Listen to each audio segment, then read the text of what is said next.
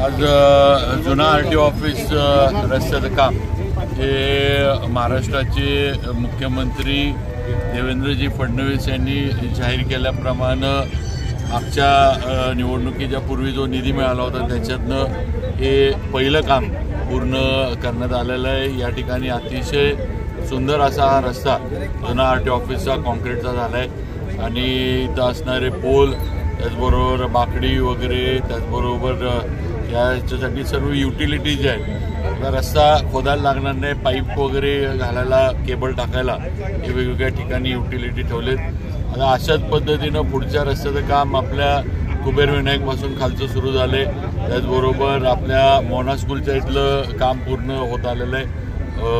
आपला पोवई नाका ते वाडेफाटा या रस्त्याचं पण काम हे पूर्णत्वास गेले। आता पुढच्या ह्याच्यामध्ये नवीन कामं शासनाकडे आम्ही प्रस्तावित केली। कॉन्क्रीटची सातारा शहरामध्ये करण्याची प्रमुख रस्ते बरेचसे गेले, त्याचबरोबर नवीन एक रिंग रोड पण आपण सातारसाठी प्रस्तावित केलेला आहे, जो खरं म्हणजे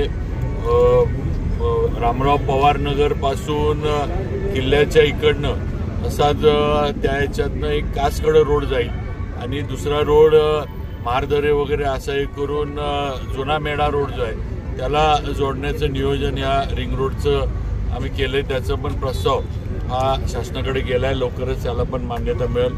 तेव्हा अशा पद्धतीनं शहराचं एकतर वाहतुकीचं थोडंफार हे विकेंद्रीकरण व्हावं आणि शहरातली सुविधा आणि शहराचं सौंदर्य वाढावं म्हणून हे सगळं नियोजनात चाललं आहे आणि या सरकारच्या माध्यमातून नक्कीच आम्हाला भरभरीत निधी मिळेल।